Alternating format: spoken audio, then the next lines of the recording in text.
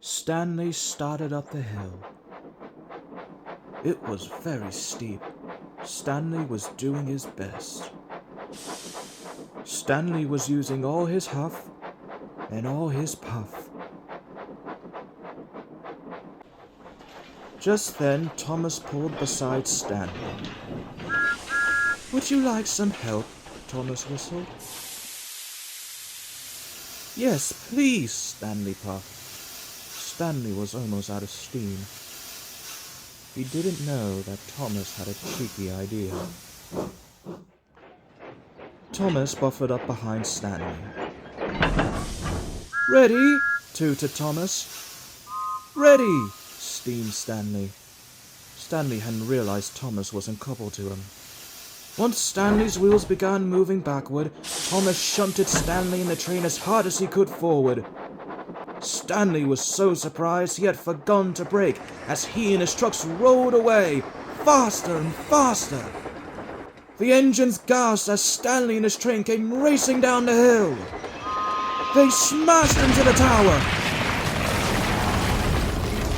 As the tower crashed to the ground, bricks and dust exploded everywhere.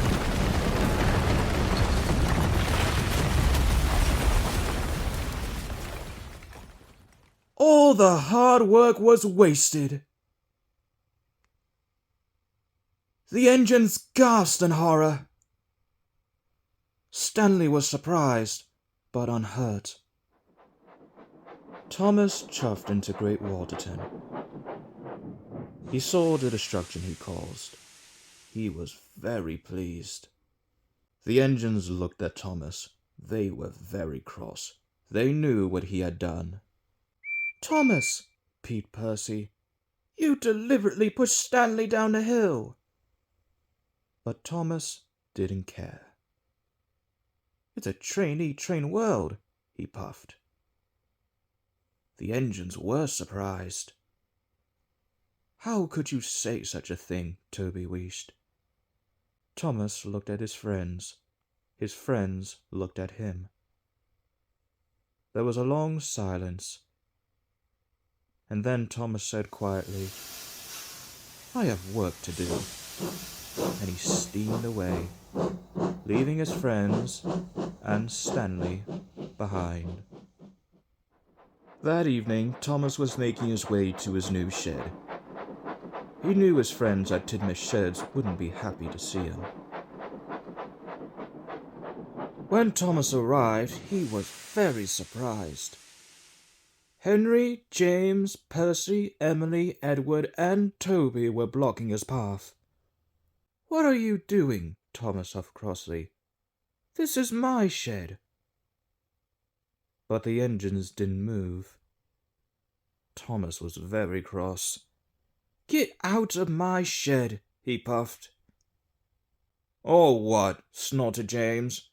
"Are you going to bump us too?" Thomas ignored James. He called out to Percy. "Percy," Thomas sniffed, "go and find Sir Topham Hatt. He needs to tell these engines who the shed belongs to." Percy didn't listen to Thomas. "Did you hear me?" tooted Thomas. "I told you to find Sir Topham Hatt." "I'm sorry, Thomas," said Percy, "but I agree with them. I don't think what you did to Stanley was right." Thomas was shocked. "You don't think what I did was right? You're supposed to be my best friend," he gasped. Thomas looked at his friends once again. Suddenly, Thomas's friends didn't feel like his friends anymore. He puffed forward. "Leave my shed," Thomas huffed crossly. "No, Thomas. You leave your shed," chuffed Edward. "Who's going to make me?" Thomas wheezed. Thomas suddenly noticed one engine was missing. "Where's Gordon?" he asked. Just then, Thomas felt a big bump from the back of his buffers. It was Gordon. Thomas couldn't believe his eyes. "Leave the shed, Thomas," boomed Gordon. "You're not welcome here or at Tidmouth." "You can't make me leave my own shed," pouted Thomas. Gordon grinned. "You're very right, Thomas," he said. "Why don't I help you to the back of the shed?" Gordon pumped his pistons, and with a shunt and a shove, he gave Thomas a mighty biff. With a crash and a bash, Thomas smashed right through the back of his shed. Bricks flew everywhere. "Cinders and ashes!" cried Thomas.